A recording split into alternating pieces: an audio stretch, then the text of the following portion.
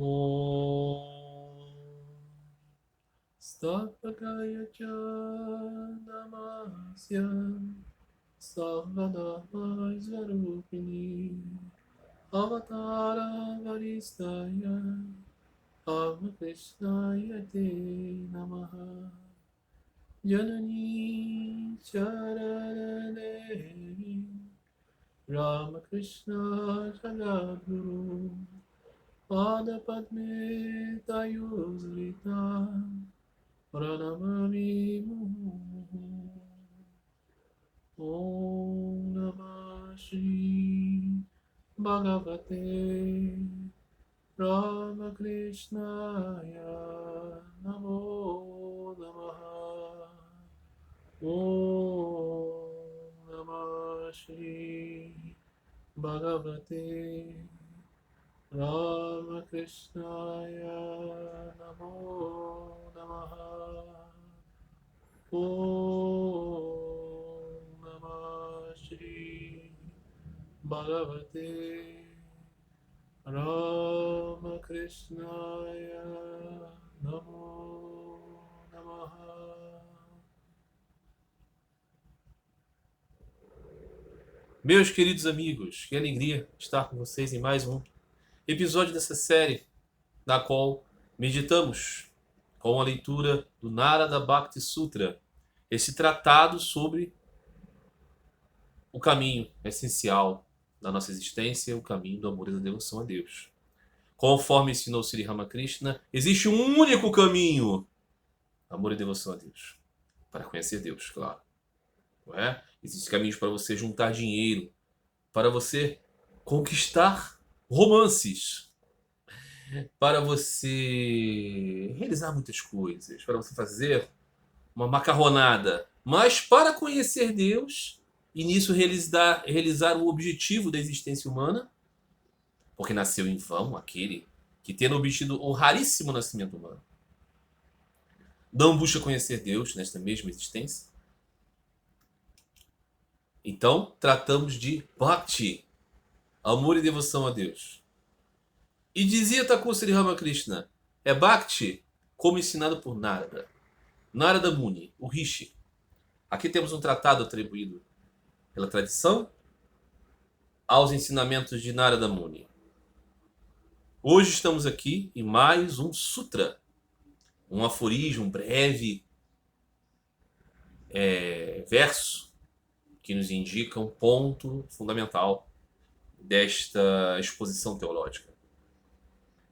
No primeiro aforismo dizíamos: agora vamos explicar a devoção. Agora vamos explicar Bhakti. Dizia eu, agora significa dizer, estamos prontos depois de termos caminhado em coisas inferiores. Agora chegamos ao ápice, Bhakti. Muito bem. E depois dizia que este Bhakti, esse amor, é a forma do amor supremo para com Deus. Ou seja, o que é Bhakti? É religião, é emoção, é ser emotivo, é ser uma pessoa sensível. Não, não, não, não, não, não, não, não, não, não. Bhakti é amor supremo ao Senhor Supremo. É isso, não é? E diz então que este amor supremo por Deus não é o amor pelas pessoas, não é o amor pelo mundo, não é o amor pelo seu corpo, não é o amor pelo bem, é o amor pelo Senhor Supremo, né? Ainda que eu realizasse todas as maravilhas, ainda que eu falasse a língua dos homens e dos anjos, alimentasse todos os famintos e estrupiados do mundo eu curasse, ainda que eu carregasse montanhas, sem amor por Deus, nada disso valeria coisa alguma. Amor por Deus. Ok? Então, esse amor por Deus é da natureza do néctar, da imortalidade. Ele tem a mesma natureza da sua natureza eterna. Veja, o amor por Deus é da natureza da eternidade, ou seja, daquilo que não é transitório, daquilo que não se muda constantemente, daquilo que não é banal, daquilo que não é vazio, daquilo que é substancialmente a existência eterna. Aqui estamos, chegando nesse, então, novo aforismo, que vai dizer: ao atingir isso, este amor supremo pelo Senhor Supremo, que é da natureza da imortalidade, o homem se torna perfeito, imortal e totalmente satisfeito. São as características diferentes do Jiva, que é imperfeito, morre e está sempre insatisfeito. Então, assim, você consegue realizar aquilo que você não é como Jiva. Para ilustrar a interpretação desse sutra, hoje, como em muitos episódios dessa leitura e contemplação do Narada Bhakti Sutra, eu pedirei auxílio do maravilhoso Swami Shivananda Sarasvati, essa personalidade espiritual, que nasceu no finalzinho do século XIX e deixou seu corpo físico nos anos 60 do século XX. Maravilhoso personagem. Swami Shivananda, não confundir aqui com o Swami Shivananda, discípulo direto de Thakur, terceiro presidente da Ordem de São Ramakrishna. Sri Ramakrishna teve Swami Shivananda, teve Swami Yogananda.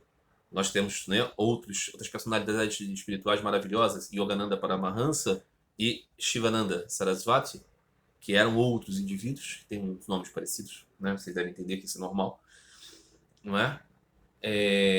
Mas Swami Shivananda foi um homem, ele nasceu numa família abastada, de brahmanes, e ele, em um dado momento da vida, o pai faleceu, ele passou por dificuldades, ele começou a escrever, começou a fazer um periódico reunindo relatos médicos e artigos sobre medicina, na qual ele criou um jornalzinho na qual ele se distribuía em vários pseudônimos para criar a ideia de personagens diferentes de um jornal.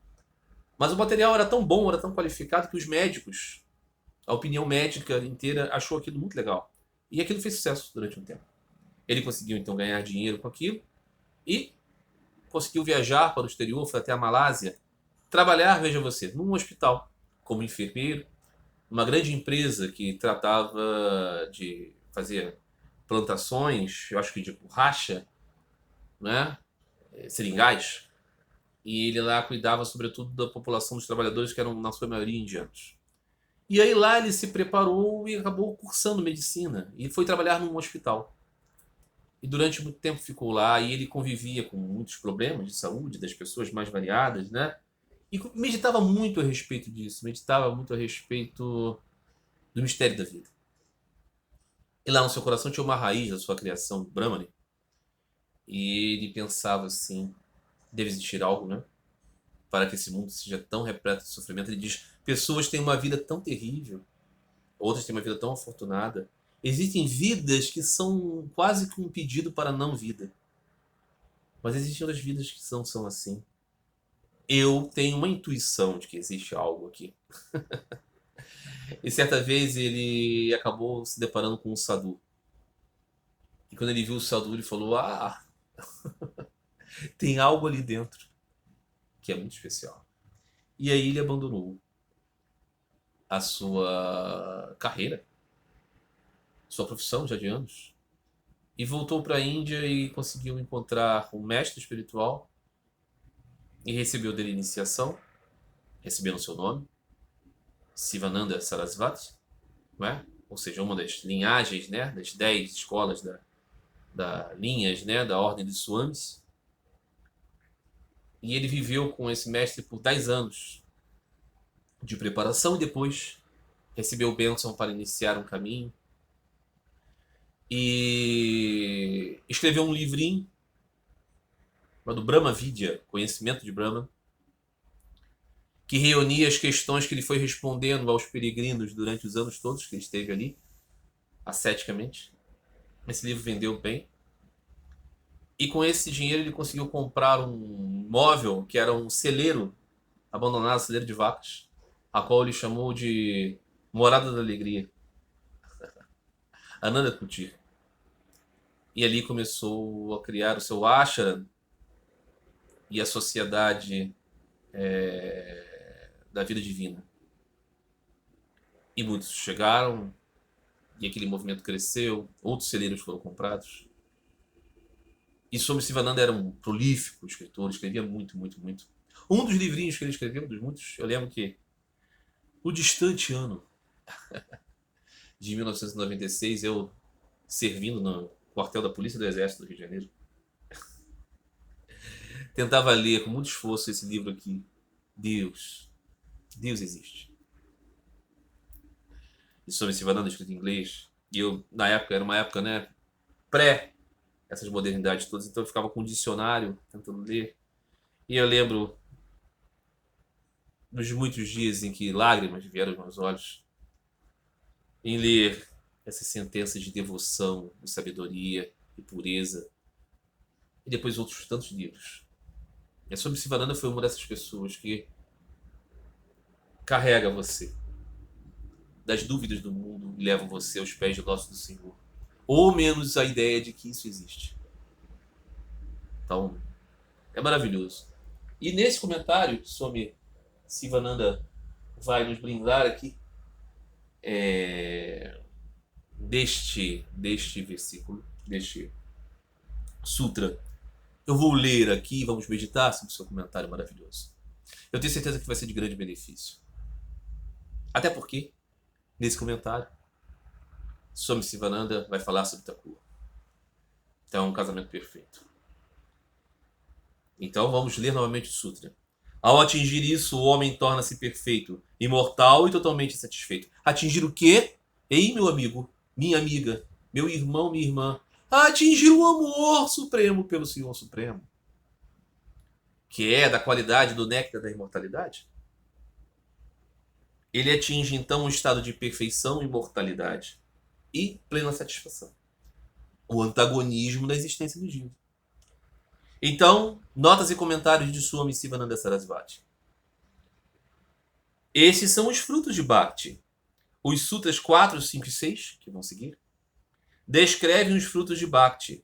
Todas as fraquezas e doshas, falhas, desaparecem. As pessoas perguntam, como podemos amar a Deus que não vimos? Permaneça na companhia dos bhaktas, dos devotos. Ouça as lilas de Bhagavan, as várias poderes divinos, ou vibhutis, seu madhurya, graça e beleza. Sirva aos bhaktas, cante seu nome diariamente e faça japa de seu mantra. Como eu consigo desenvolver amor por Deus que eu não vi? Pergunta tão recorrente. Swami Sivananda explica. Permaneça junto com os bhaktas. Ouçam os nomes e as glórias do Senhor. Medite em sua imagem adorável e em sua beleza.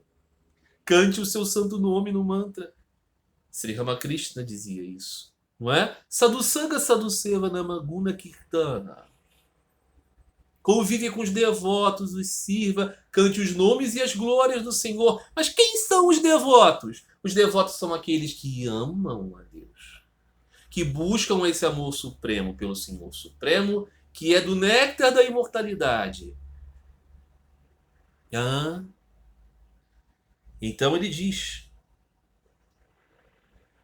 ficaram um ano em Ayodhya, em Vrindavan, em Rishikesh, em outros lugares de peregrinação, desenvolverá amor por Deus. Sri Ramakrishna fala disso. Pode ajudar, sem dúvida. Sri Ramakrishna fez 2 peregrinações. Contanto que você vá com esse espírito de amor e de entrega de renúncia. Se você for para passear, para tirar foto no Instagram, com a sua selfie, você o Santo Sepulcro, olha que legal. Não adianta de nada. Comprar coisinhas. Eu vim cheio de ícones. Eu vim cheio de produtos. Olha como eu sou espiritual. Porque agora eu estou, né, nos lugares sagrados, tirando fotos assim, assim, assim. Não. É para permanecer lá como um completo mendigo de espírito. Às vezes é muito difícil, não é? Então Sri Ramakrishna explicava: você pode meditar na sua própria casa. Você vai estar em todos os lugares sagrados se no seu coração for feito um templo. Mas Swami Sivananda está dando aqui uma medida prática. Por qual razão existem as peregrinações? Para ajudar nisso. Sri Ramakrishna falou disso. Há lugares em que, pela concentração de muita gente orando ali durante muito tempo, Ele é como uma fonte. Você não precisa, às vezes, furar um poço. Às vezes tem uma fonte pronta. Não é? Mas essas condições precisam estar conciliadas aqui. É anseio por Deus. Muito bem. Então, continua a sua missiva, Nanda. Ao obter isso, ao obter esse, né, amor profundo, ele não deseja nada, nem se entristece, nem odeia nada, né? Ele não se entrega aos prazeres, né? Está falando dessas características, né? Então aqui, o que acontece? As características que ele diz aqui se foram desfeitas, desfeitas do indivíduo que alcançou o amor supremo por Deus. Tornou-se perfeito, imortal e totalmente satisfeito. O que caracteriza a perfeição, imortalidade e total satisfação aqui? Não é? Então, Swami Sivananda vai falar sobre isso. Por que o desejo se manifesta? O desejo que faz com que a gente seja insatisfeito. Não é? Por causa de avidya ou ignorância, ou imperfeição, ou falta de bem-aventurança. Quando alguém obtém o darshan de Deus, a sua visão, todos os desejos são queimados. Quando o menino Dhruva teve o darshan do Senhor Hari, o desejo de obter o reino que o levou à adoração desapareceu. Quem é Dhruva? Eu já contei essa história em textos. O menininho Dhruva era filho de uma concubina. O rei tinha sua rainha e tinha várias mulheres com que ele tinha relações sexuais e filhos. Esses filhos ficavam numa parte, à parte da corte.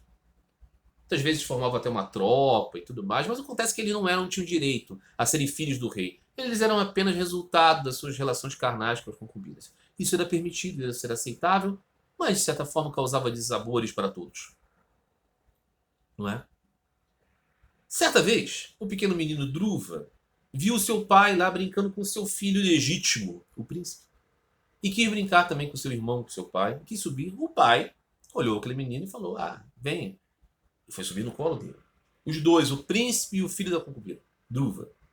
Então a rainha, enciumada, olhando para Dhruva e vendo nele as relações carnais do seu esposo com uma concubina, brigou com o menino e disse, sai daí, você não é digno desse colo. Ele não é seu pai.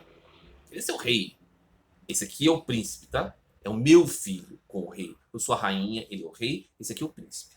Deus configurou tudo isso. Configurou-me como rainha, ele como rei, ele como príncipe e você como filho da concubina. Se você tem alguma reclamação, reclame com Narayana, com Deus. Falou isso pro menino. Que megera, não é? Vamos pensar assim. O menino ficou super triste, foi procurar a sua mãe, né? Fonte de todo amor e sabedoria, confiança, perguntou à mãe, é assim? E a mãe disse, filho, de fato.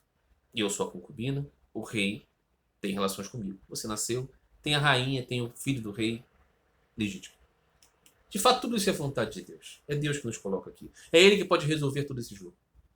Então Dhruva não teve dúvidas. Humilhado pela rainha, disse, vou procurar esse Deus aí, Narayana.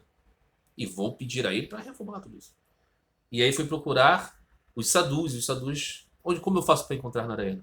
E os sadhus olharam para o menino e falaram, Narayana está no seu coração. Narayana está em Vaikuntha.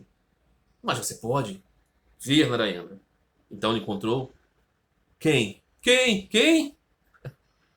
Ele encontrou Narada Muni. Narada Muni disse, filho, você pode sim ver Narayana. Se você tiver um profundo anseio por ele. Qual anseio?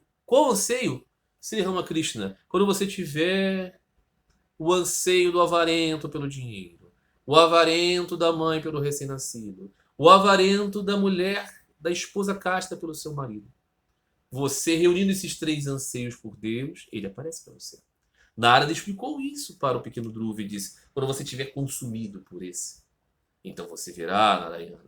E os sadhus explicaram como Narayana apareceria para ele. Apareceria lindo, com a cor de uma nuvem de chuva, com uma coroa, com uma joia, com guirlandas, com 4 braços carregando a concha, a massa, a flor, o disco. Então Dhruva não teve dúvida. Então eu tenho que me dedicar em asceses, em esforços. E ele foi para a floresta. E lá permaneceu por um tempo imemorial. Um tempo inconcebível. E de tal forma era o poder da sua devoção que o cosmos inteiro tremeu. E os próprios semideuses falaram com Narayana, talvez seja bom atender esse devoto. Narayana então aparece para Dhruva, depois de muito tempo, e diz, Dhruva, estou aqui. E Dhruva, o que você quer de mim? Eu vim aqui para te atender.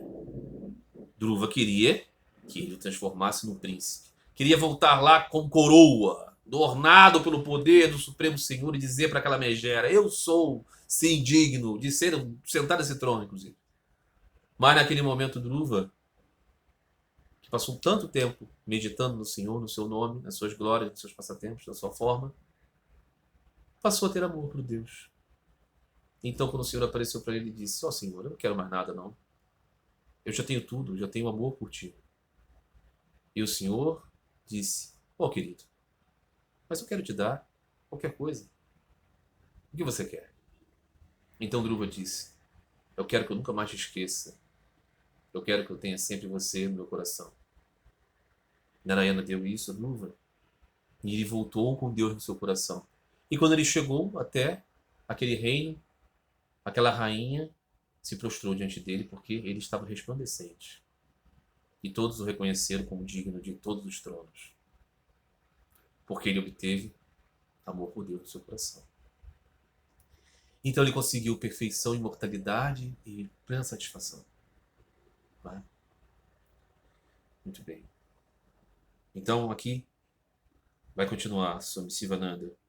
Quando ele teve o darshan do Senhor Hari, o desejo de obter o reino que o levou à adoração desapareceu. A devoção é um fogo como Jnana Agni, o fogo da sabedoria, que queima todos os desejos. Veja, a devoção é como o fogo da sabedoria, porque ela queima todos os desejos. Por quê? Porque você discerniu net. Não, é porque você não quer mais. Você já ama Deus. Não é?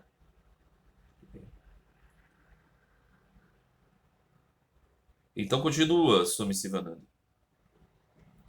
Como pode permanecer um traço de desejo terreno quando o devoto alcança Deus? A personificação da bem-aventurança. Veja, alcançou Deus, a personificação.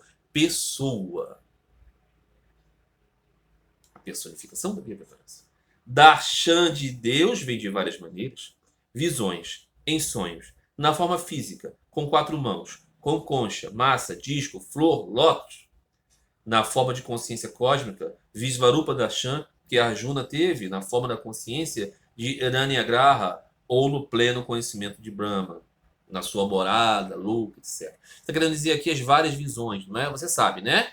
O buscador de Deus, como Jnani, vai ver Deus como o oceano de tudo. O buscador de Deus como Yogi vai ver Deus como a alma dentro do coração. E o buscador de Deus como devoto vai ver o Senhor como, né, o Senhor dos devotos, Bhagavan. E ele disse aqui, Arjuna, amigo de Krishna, disse, Senhor, você pode se mostrar como aquele Narayana de 4 braços? Krishna se mostrou. Depois ele disse, Narayana, será que você pode me mostrar algo além? E Narayana mostrou tudo. Tudo. Então Arjuna, totalmente tomado por aquela emoção e um pouquinho desesperado, disse, Senhor, eu não posso conceber essa visão. Será que você pode se voltar a aparecer como aquele meu amigo de 2 braços? Então ele entendeu que Deus se mostra de modo misericordioso para o nosso benefício. Mas ele é tudo. Tem todas as formas. Então ele se mostra de muitas formas. Mas ele se mostra para você. Você não é ele. Ele se mostra para você.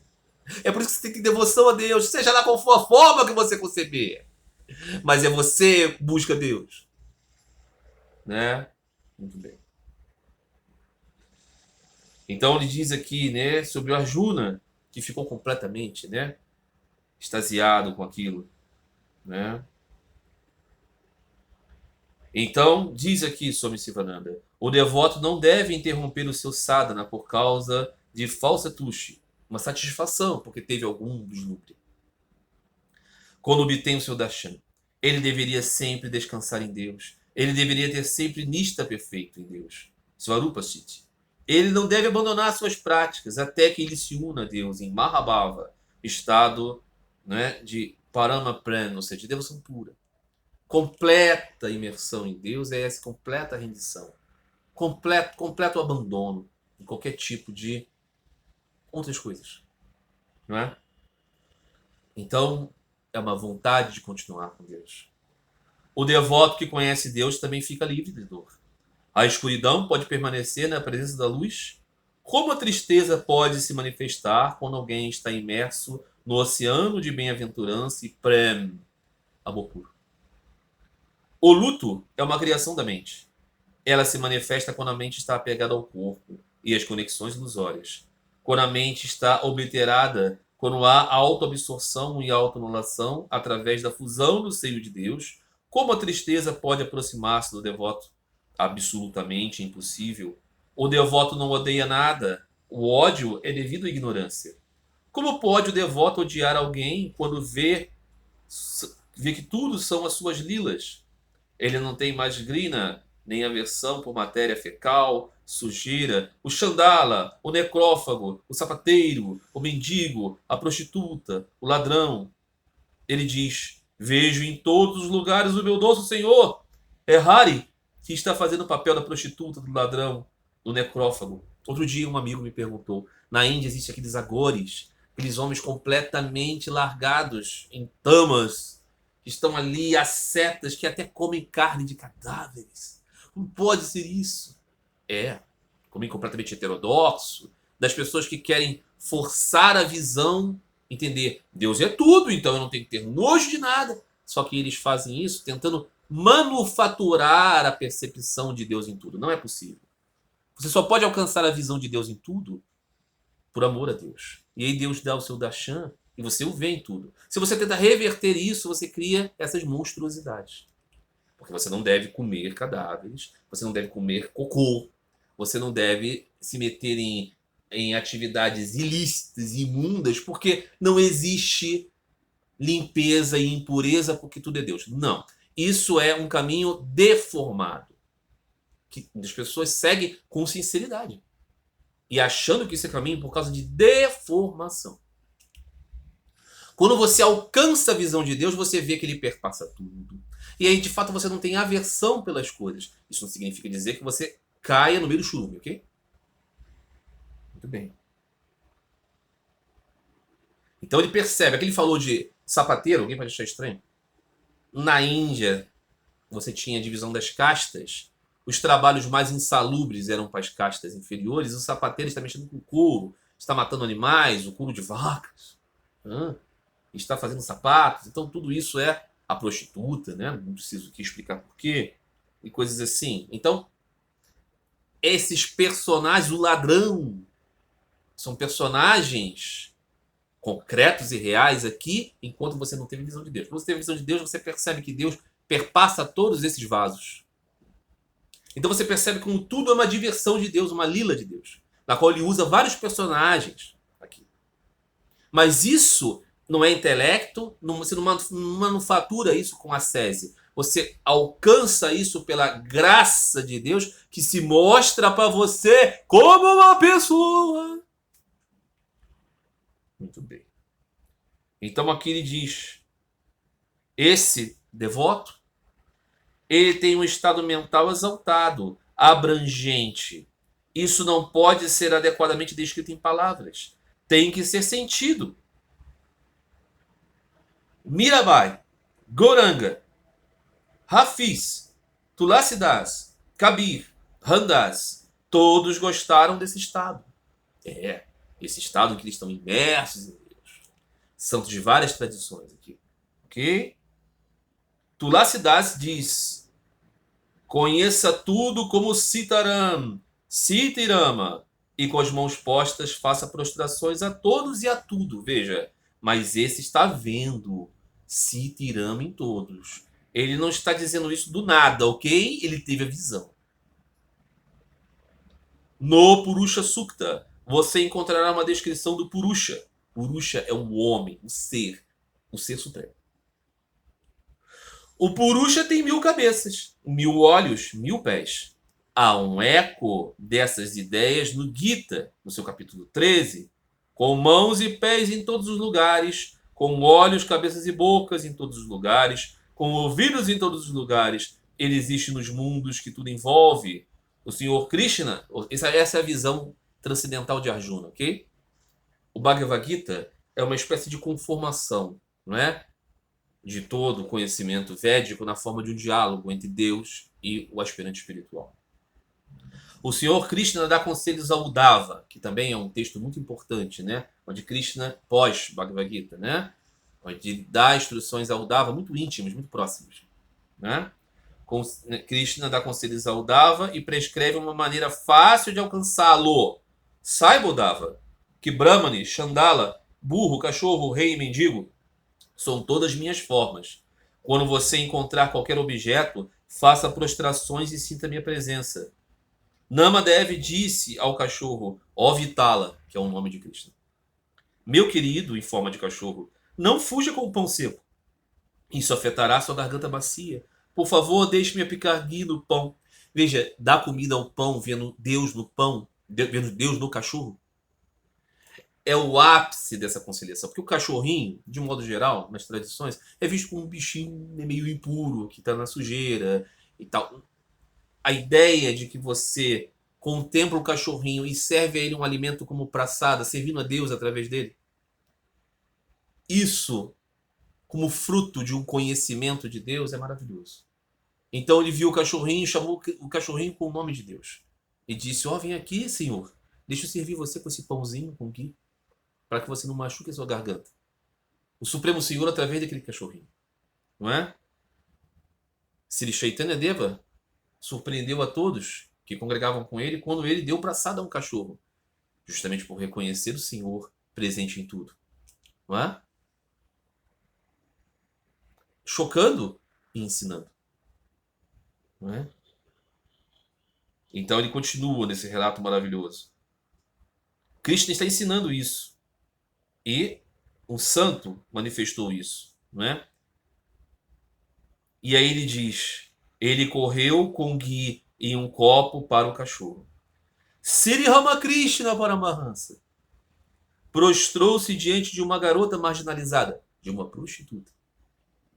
E disse a ela, ó mãe Kali, eu te vejo nessa menina.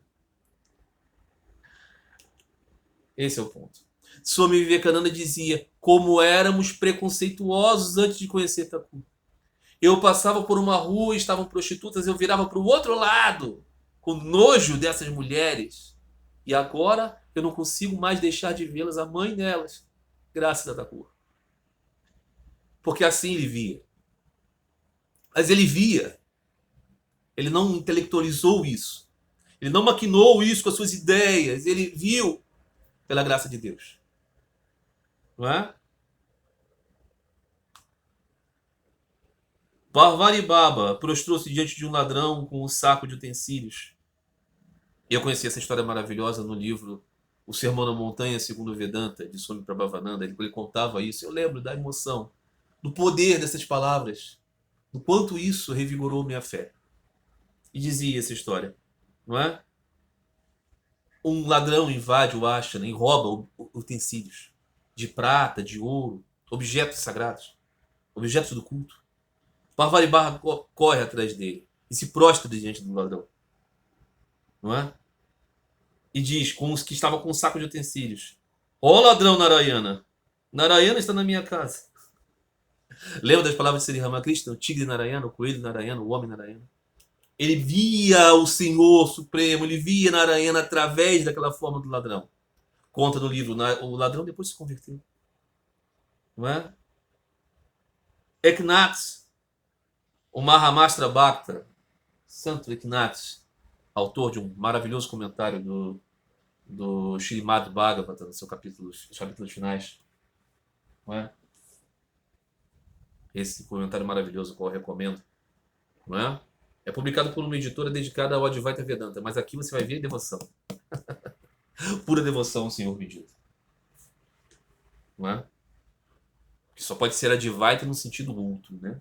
Nunca no sentido de você, Brahma. Então, Eknath, o Maharashtra Bhakta, deu seu anel voluntariamente a um ladrão quando ele entrou em sua casa. Ó ladrão, Leve esse anel também.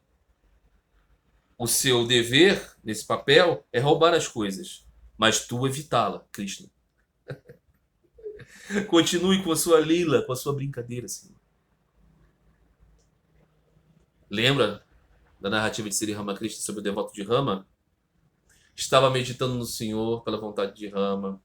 Estava fumando no jardim pela vontade de Rama.